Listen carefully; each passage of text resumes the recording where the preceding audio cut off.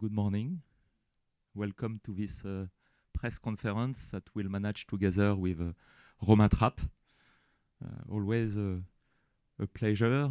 It's really always exciting to be at HAI. It's a unique moment in the year where we have the opportunity to meet all the helicopter industry and to meet all our customers. So please don't hesitate during this few days to visit us on the booth to discuss with the team. You will have the opportunity to see our product and to see the evolution of our service. So welcome also to our booth during this few days. A lot has happened since we met one year ago, for the good. And I have in mind, in particular, the end of the COVID period, almost back to normal everywhere in the world. And the best illustration of this situation is probably the evolution of the flight hours, the evolution of the activity on the helicopter market. We are back to the level of 2019 or slightly above the level of 2019 when we look at all the helicopters, all the flight hours in 2022. So for the good, but also for the worst. And of course, we have in mind the situation in Ukraine and all the consequence from a geopolitical perspective, the uncertainty, consequence on the macroeconomy, the inflation, the cost of goods, the cost of oil. So quite a contrasted situation since 1 year, and it just illustrates how uncertain is our environment and how important it is for the industry, for a company like Airbus Helicopter, not only to manage the growth and to implement all the action in order to be able to grow, but also to be resilient and robust in this context. What does it mean for the helicopter market in 2022? Positive momentum for the helicopter market. We have seen a strong civil market, slightly below 2022, but nevertheless, the trend is positive. The driver are there. Strong visibility after the COVID crisis. Flight hours activities increasing. We see the second-hand market also decreasing in 2022, minus 36% versus 2021, and it's always a key criteria to follow and to monitor to see how market is evolving. So strong civil market, main segment PBA, utility, EMS. EMS is also strong in North America, in Europe, and we see also a first sign, positive sign on the oil and gas market, driven by the evolution, of course, of the price of the oil. So positive trend on the civil market, and we expect, of course, this situation to continue in the coming years. We anticipate plus 20-25% in the next 5 years. So overall, in average, 4 to 5% growth on the civil market. You don't see here on this slide the military market. We focus mainly on the civil for the HAI, but the military market has been strong also, increasing versus 2021, which was already increasing versus 2020. So we see the military market really being strong, of course, in the context of in the global geopolitical context, and in particular the situation where most of the countries worldwide are increasing their defense budget. What does it mean for Airbus Helicopter on the civil market? Strong market share, 54% market share. So we reaffirm, we reinforce our leadership on the civil market in 2022, mainly driven by our product portfolio, complete range of products, state-of-the-art, competitive. So we have the right product at the right moment, and I will just illustrate and comment the situation for our different products. So product portfolio and also competitiveness. We invested a lot in the past years in our competitiveness with our industrial strategy, and we see the result in 2022 thanks to through this evolution of the market share.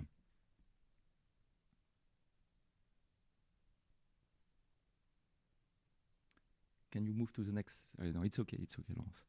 So what does it mean for Airbus Helicopter in 2022 in terms of key figures?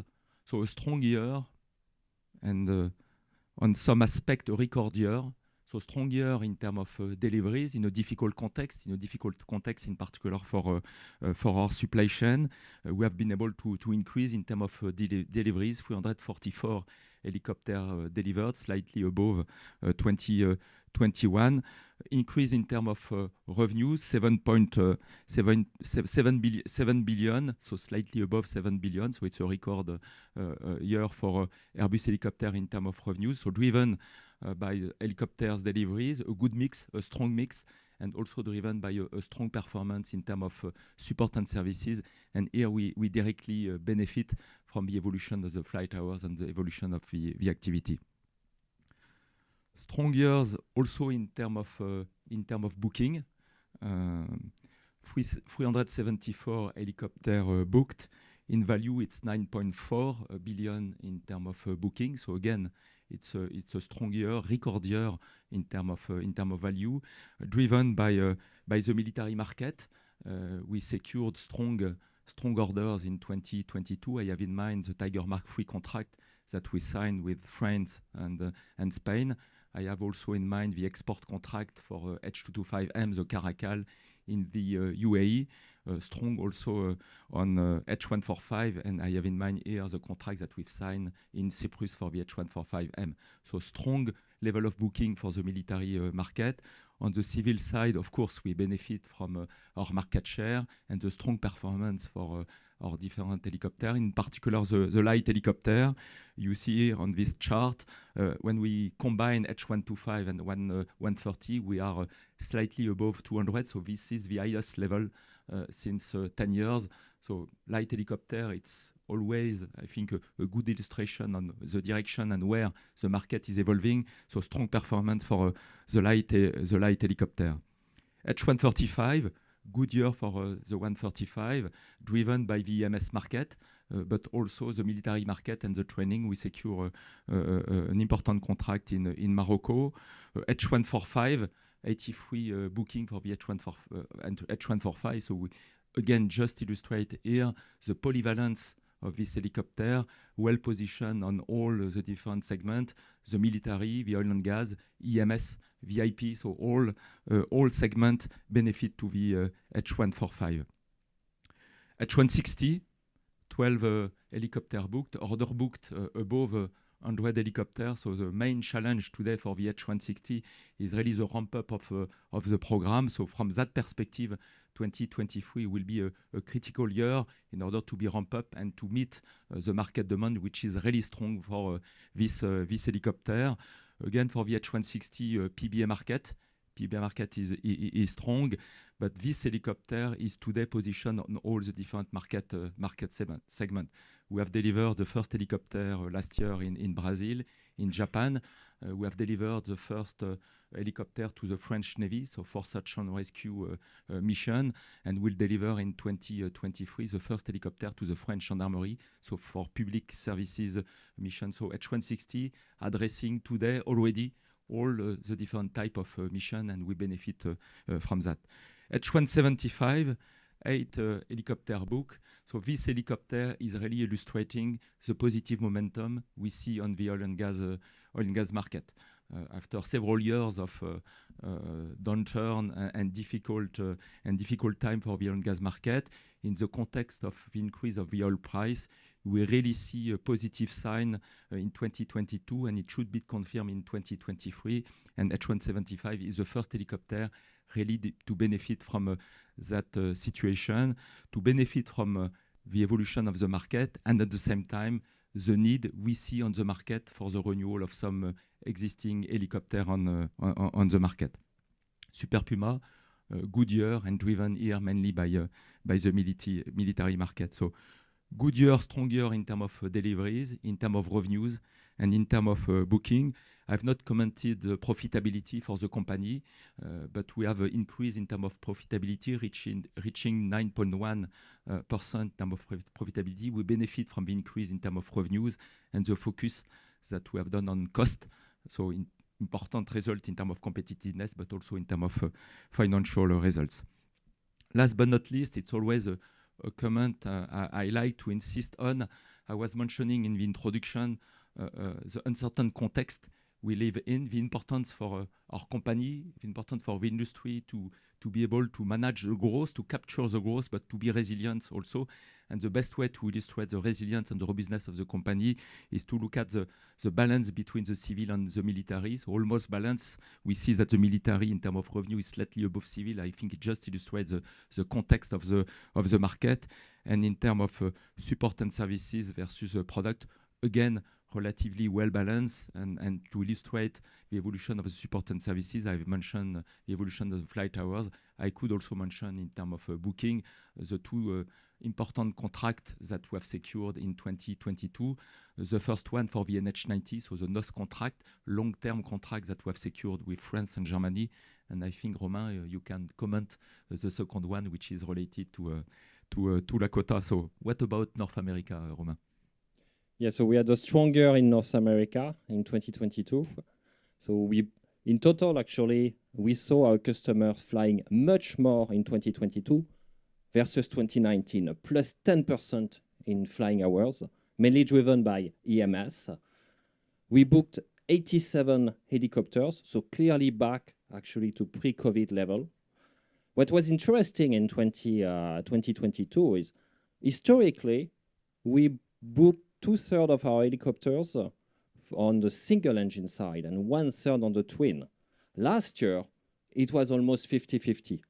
So we saw clearly a shift on the market with a very successful, actually, H145.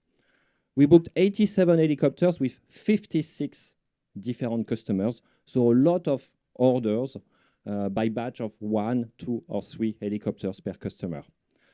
On the revenue side, we reached $1.1 billion, which was a growth of 10% versus 2021, knowing that in 2021, we already grew by 10% our revenue. We delivered 74 helicopters, so higher than 2021. And actually, we see this trend continuing moving forward.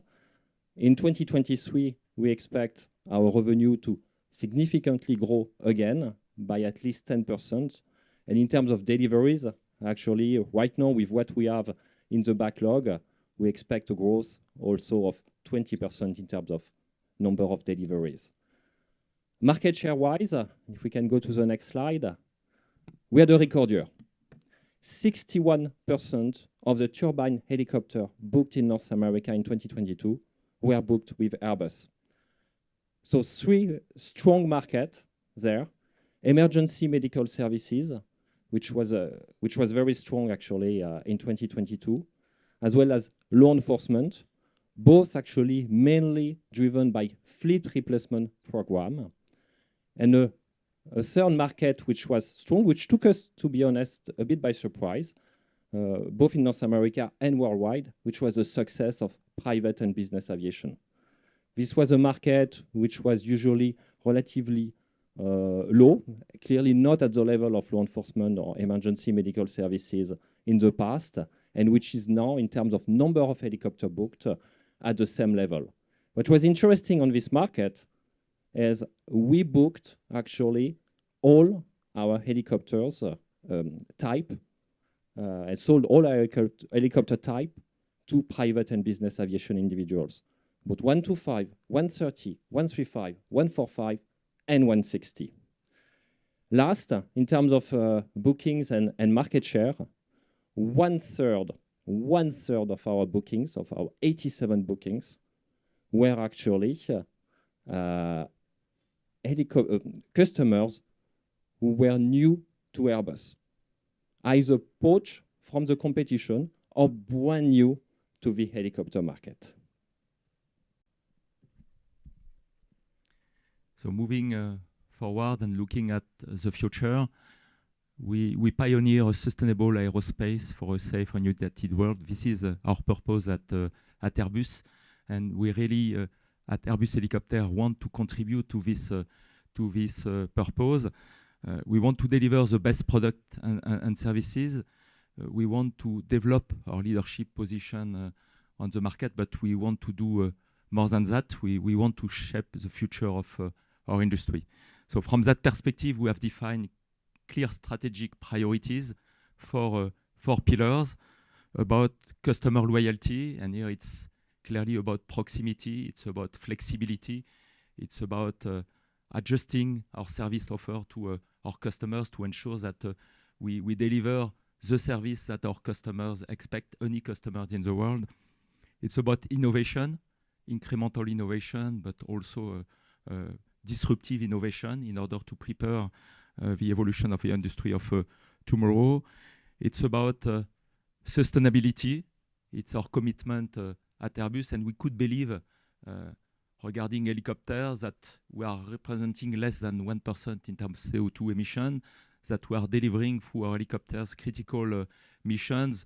So what's the need at the end to invest in this sustainability target? But that's really our commitment. That's our commitment to the society. That's our commitment to our customers who are expecting a lot in that respect, and our commitment to our employees who are also expecting a lot and really want more and more to work for a company dedicated and committed to sustainability. And the fourth being related to defense and security. It's one of the most important market and segment for helicopters. It's where most of the value is and where we are convinced that we can continue to grow in the future.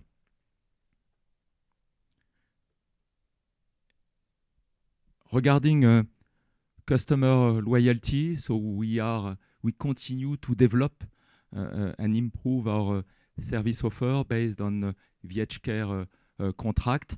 More than 20%, 22% of our helicopters today are under H-Care or long-term contract, both for civil and military, and we want to continue to customize, adapt this offer in order to match the expectation of our customers. That's where the value is. That's where we can deliver value to our customers. Connected services, digital. We invest a lot also in digital services. Today, more than 1,500 of our helicopters are connected, which means more than 12% of our helicopter fleet. And this is our ambition to continue to grow in terms of connected services and bring value to our customers. And one specific priority in 23, I commented just before the overall context of the market, positive context, positive market trends that we anticipate to continue in the coming years. But as a result of the uncertainty we see on the market, we see also the supply chain really struggling, having challenges to ramp up after the COVID period. And we see one of our challenge to work closely with our supply chain in order to ensure that we can deliver the service and the product that our customers are expecting from us. So we invest a lot. We invest in our stocks, more than 400 million invested in our stocks. It could be raw materials, it could be intermediate salt, it could be spare part. This is investment that we have done in the past years. We are working closely with our supply chain. We are also investing our repair part supply chain. You have probably seen the communication that we have done last year. We have finalized the acquisition of ZFL, a company in Germany. It will reinforce our position towards the German MOD, working closer to the German MOD, but it will reinforce also our capacity in terms of repair parts for our customers. So we see the supply chain being one of the main challenge in 2023 in terms of customer loyalty, in terms of customer satisfaction, and we are investing a lot, working closely with our partner and suppliers in order to improve and to match customer expectation. We have seen the result in 2022. When I look at, in particular, the dynamic component, we have increased by 28%. Market expect more, and we continue to focus on this in 2023. So we have been investing not only to meet the customer demand as of today, but also actually to proactively meet the customer demand of tomorrow, because we see the flying hours not only in North America but worldwide continue to increase. So if I focus on North America, actually last year we have built our brand new dynamic component repair test bench, which is massive, which you can see on the picture, which will help actually reducing the turnaround time. We are also expanding our blade shop in order also to meet the customer demand of tomorrow, and especially with the introduction of the H160. We have launched the acquisition of a brand new state-of-the-art H160 simulator with our partner Thales, which will enter into service in the second half of 2025. And last but not the least, we are also significantly increasing our staff, our customer support staff, working to support the critical mission of our customers, which is saving life, protecting people, and transporting passengers safely. Over the last 2 years, we have increased the number of people in North America working to support directly the customer by 34%, and this will continue in 2023 as we see a continuing increasing demand. Second strategic priority is innovation. So it's first about incremental innovation. You have seen in the past years, and despite the uncertainty of environment, despite the COVID situation, we continuously invested in our product. So it's first about incremental innovation. You have seen the communication regarding the 125, the 125 power. You have seen the communication related to the 135 alternate gross weight, the certification of the H145 D3, again, bringing comfort, bringing additional performance. It's about the H160 and the H175 that we are progressively introducing on the market, and we are maturing. And from that perspective, for the H175, we benefit from the strong increase in terms of flight hours in 2022, plus 22% in terms of flight hours. So strong focus in terms of incremental innovation, in terms of evolution of our current product portfolio, and strong focus also in terms of disruptive innovation. We continue to mature new technological bricks thanks to our Flight Lab prototype, new techno bricks related to awareness, related to rotor strike alerting system, related to engine backup system, hybrid solution, and disruptive innovation related to the Disruptive Lab. You have probably seen our communication regarding the first flight of the Disruptive Lab at the beginning of the year. Our ambition, our target through this prototype is to demonstrate a reduction of our CO2 emission when we compare to existing product in service by 40% by the end of the decade. So we progressively introduce new technology. It's a new architecture of the helicopter which will allow us to deliver this strong ambition.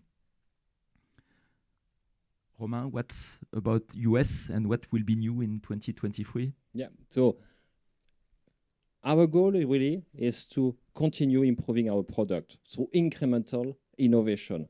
Bruno just mentioned actually what we announced last year on the H125 power, which was bringing additional payload, 120 kilogram payload for the H125 power in hot and high environment. And we want to continue improving our product. So this year, actually, we have launched an investment to make the H125 IFR capable. And this will be certified in 2024.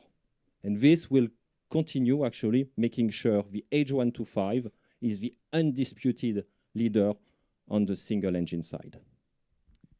I could have commented also on the 175, our commitment to certify the de-icing configuration of the 175 that we target by 2024 in order to reinforce the positioning of this helicopter, of course, on the oil and gas market.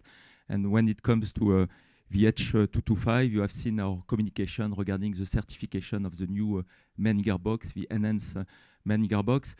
It's just an illustration of our commitment to safety, of course, but also an opportunity to reduce the maintenance for our customers and to extend the TBO of this main gearbox. So again, incremental innovation, bring value to the market and to our customers. Third pillar, it's about sustainability. Sustainability means first, a reduction of the CO2 of our different helicopter in service for the scope 3. So here again, incremental innovation, new technology, bringing generation of helicopters after generation, additional fuel burn reduction. So we target for, as we did for the H160, minus 10 to 15% through different evolution, mast improvement, aerodynamics. And when we add with the turbine evolution, the reduction of the CO2, as we have demonstrated with Safran for the Arano and the H160. So for the next generation of helicopter, when we combine the two, and that's what we want to demonstrate through the Disruptive Lab, our ambition is to reach and demonstrate the minus 40%. We work on hybrid propulsion system also, and that's what we want to demonstrate with the Racer that will fly for the first time by the end of the year. The Eco Mode, so the start and go will demonstrate a minus 15% in terms of fuel burn reduction, and we work also on new architecture. And I think the best illustration is the type of architecture that we are designing for urban air mobility. New architecture, new propulsion system, full electric propulsion system, with the ambition to deliver zero emission platform for the next generation. So strong commitment to CO2 reduction of our platform and helicopters, and at the same time we work on sustainable aviation fuel. It's one of the challenge for all the industry. It's not specific to the helicopter market, and from that perspective we benefit from being part of Airbus, and we work with all the ecosystem in order to introduce this sustainable aviation fuel. Just for you to know, since 2021 we have already started to perform all our internal flight tests with sustainable aviation fuel, and we have demonstrated with some of our helicopters, the H225 in particular, that we can already fly our helicopters with a 50% blend in terms of SAF. So in parallel to what we invest in terms of technology, SAF is clearly an opportunity to contribute to this CO2 reduction. So it's about product, it's about scope 3, but we are also committed to reduce CO2 emission of our scope 1 and scope 2, our industrial footprint. So here I focus on the CO2, but our commitment is more global. We have a commitment in terms of environment, water consumption, energy consumption. Our ambition is to reduce by 60% our CO2 emission by 2030 versus 2015. More than 10% of our yearly investment are dedicated to sustainability, are dedicated to environment, and we start to see the result in 2022. We have reduced by 24% the CO2 emission of our different industrial sites in Europe. So strong commitment from Airbus and from Airbus Helicopter on this topic. The fourth pillar is about defense and security. I commented in my introduction the positive trend we see on the military market, close to 30% in terms of growth versus 2021, and we have reinforced our positioning in terms of market share thanks to a strong contract booked in 2022. We reached 18% in terms of market share for our booking on this market. Of course, it's first about H160. We are developing for the French forces the different configuration for the Navy, for the Air Force, for the Army. In parallel, we are working for the qualification of the public services configuration for the French gendarmerie. The H175M, you know, and you have in mind our commitment to develop and qualify a military version for the H175 to address first the land market, troop transportation, search and rescue mission. This is a perfect helicopter in terms of performance, in terms of size of the cabin. Our first ambition and objective is to target the UK market. You have in mind the NMH campaign for the replacement of the Puma. We are convinced that with the H175M, we have the perfect helicopter to match and to address the mission expected by the UK MOD customers. But we are also, thanks to this program and platform, committed to invest in UK. You have seen our communication and our commitment to implement and set up the production FAL in Broughton for this program. But the objective is to go beyond the UK market, is from UK to be able to export this military version of the H175 worldwide. We see a strong potential on the military market for the next 10 years, and our ambition is to export this military version from the UK. H145M, obviously doing well.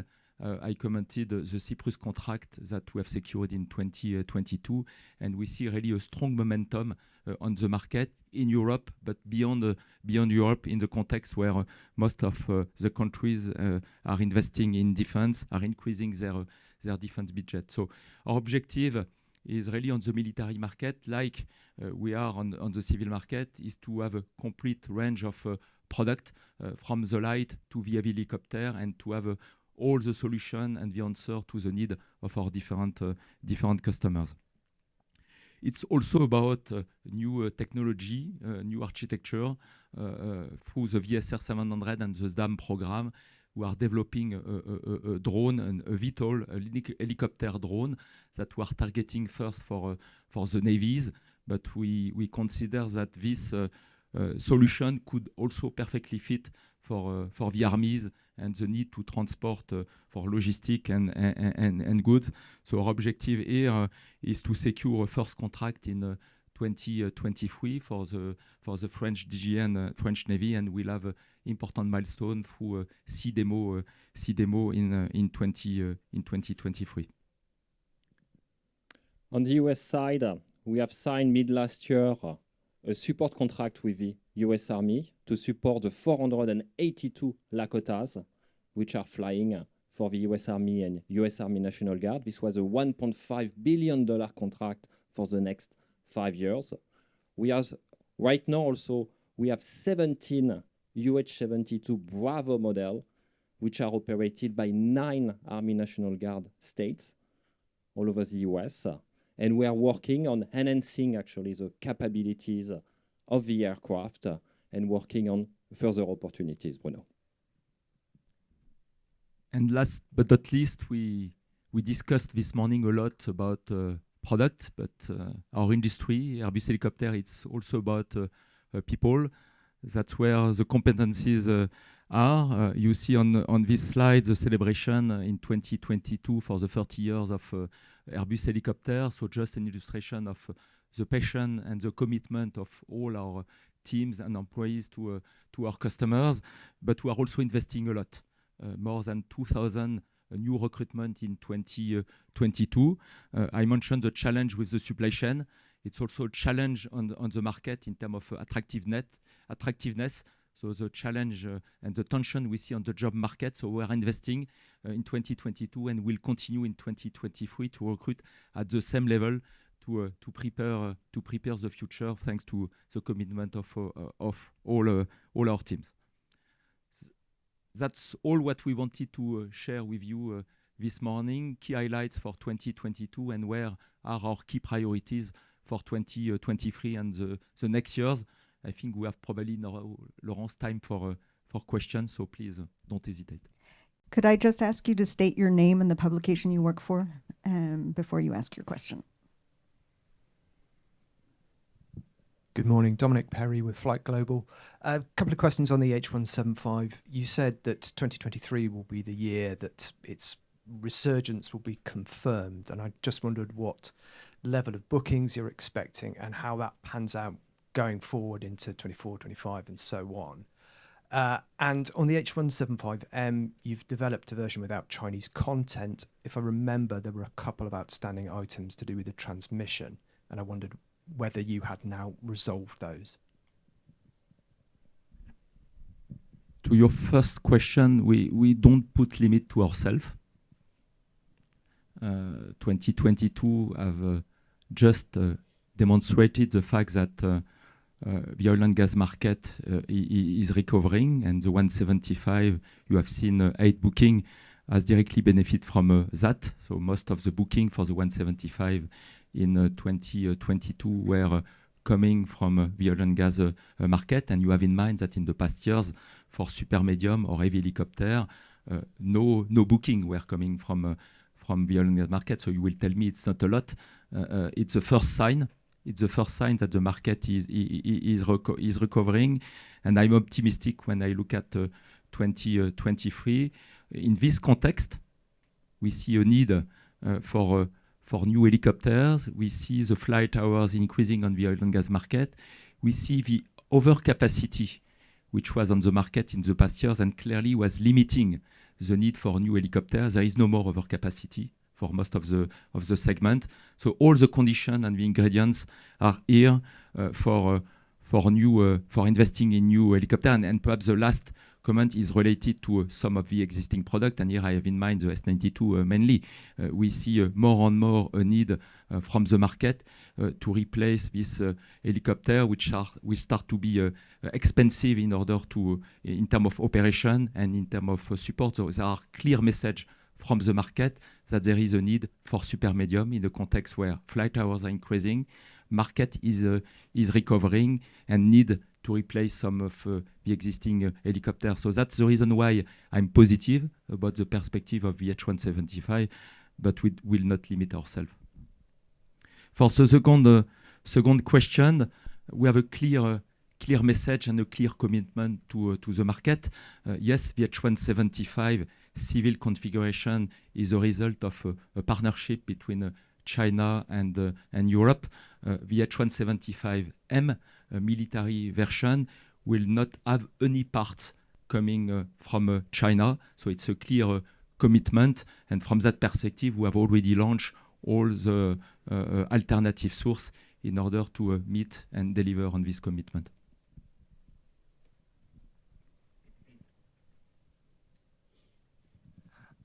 Good morning. My name's Ian Frayne. I'm with the Vertical Flight Society, Vertiflight publication. Thank you very much for that brief. Please can I just clarify a couple of things? With the UH-72, that recent contract, the BE, is it, am I correct, 17 airframes? So 17 helicopters have been fielded to the Army National Guard. Mm-hmm. And this contract was actually announced about 3 years ago. Mm-hmm. Yes. And the support for the Lakota, the existing ones? Yeah, so the contract we signed mid-2022 was to support the existing UH-72 Alpha model as well as the UH-72 Bravo model.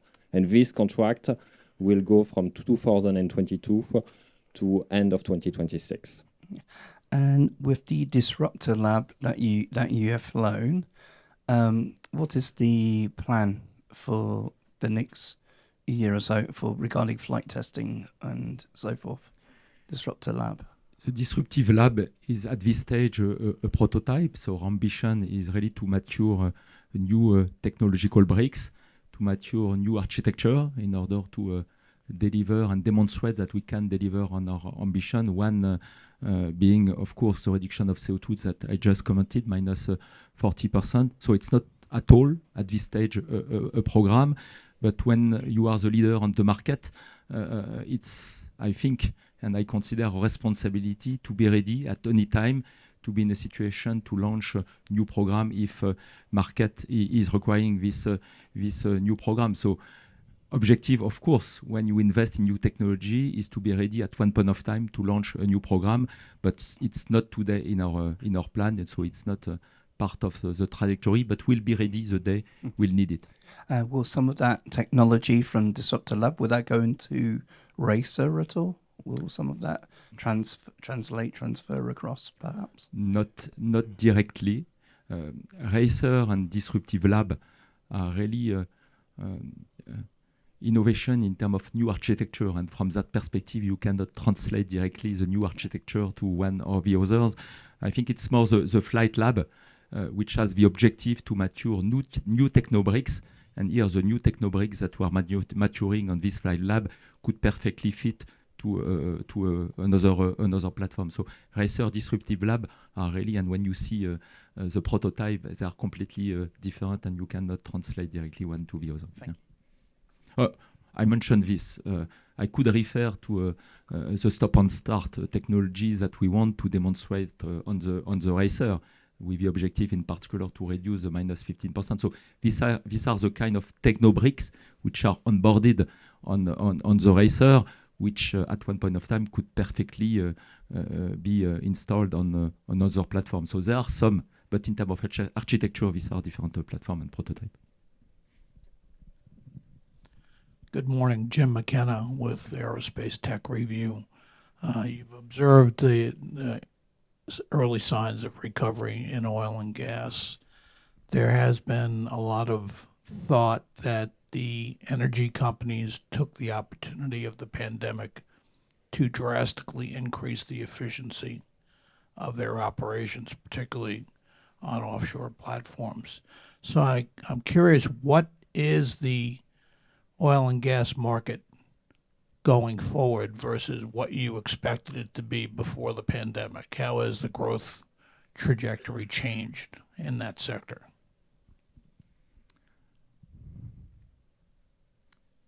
I share your point. Probably the oil and gas market, in terms of number of helicopters, perhaps will not reach the level he had 10 years ago in this context of efficiency and automatization of on some platform. But in a market which is recovering, which is growing, having almost not invested in the past 5, 6, 7, 8 years, in particular when we look at the heavy and super medium segment, the growth will not necessarily come from the increase of helicopter. It will come also from the need to renew some of the helicopter. It has been the case in the past with the S-76, and we clearly see also this trend for the super medium with the S-92. So we see really a combination of the increase of flight hours and the reduction of the overcapacity. There is almost no helicopter available. So this is here mainly coming from the need for new asset and the need for replacement of existing helicopters that we'll have to phase out progressively. But on your point, difficult to comment in detail. But yes, it could be that market will not recover at the peak it was 10 years ago. But nevertheless, we have in front of us a few years of recoveries and growth on this market. Yeah. And I insist a lot on the H175, which should benefit from this market situation. The H160, obviously, will benefit also from this market recovery. State-of-the-art and competitive helicopter, bringing a reduction of fuel consumption versus helicopter in service. So from that perspective, again, what we are doing with PHI and Shell in the Gulf of Mexico, introducing the H160 will be a strong sign to the market, and I'm convinced that again important orders will follow. Ken Swartz, Vertical Flight Society. Couple questions. Could you first of all talk about Airbus Helicopters' industrial footprint? How many people you have, and how are you distributed around the world today? Latin America, Asia. What's your footprint, and how is that footprint evolving? I will simplify the picture, and Olivier, perhaps you will comment more in detail per region if you have the figure in mind. 20,000 people, employees worldwide, 15,000 in Europe, 8,000 in France, 6,500, 7,000 in Germany, 500 in Spain for the main site, and 5,000 worldwide, based in our different regions. And perhaps Olivier, you can comment if you want to have the split between North America, South America, Asia, and the different region and customer center. So in the Americas, it's about 1,000 people, including North America and Latin America. For Asia Pacific, close to 3,000, mainly split between Australia, New Zealand, Japan, but with also some footprints and customer centers in several other countries in the regions, in Singapore, in Malaysia, Indonesia, Philippines, South Korea. And Middle East and Europe are, I consider they are kind of the same region. So the rest of the teams are located, as we know, explained, in Europe and Middle East, Africa, with of course strong majority. When we speak about Europe, is not considering France, Germany, and Spain, which are more in our home countries. Thanks, Olivier. You're welcome. And the other question I saw was you mentioned hydrogen, and so do you see a pathway, or how do you see hydrogen fitting into your plans? Of course, Airbus, the mothership, has articulated a number of strategies there, but how do you see hydrogen fitting into vertical flight? The first level of answer, we don't see hydrogen being the first option for helicopters, mainly due to the volume that we need for to onboard hydrogen and to deliver the same efficiency that we see today for kerosene. So it's not the first option for helicopter and even for urban air mobility, and we are mainly focusing, as I mentioned, in terms of technological evolution, in terms of SAF, and in terms of electrical propulsion system or hybrid solution. So that's the main focus at Airbus Helicopter. But again, here we benefit from being part of Airbus, and we have close coordination in terms of technology between the different divisions. And it's true to say that the business investing and focusing the most on hydrogen is Airbus Commercial for the commercial aviation. But at one point of time, if we see opportunities, we'll clearly benefit from all what will have been done at commercial aviation level, and vice versa.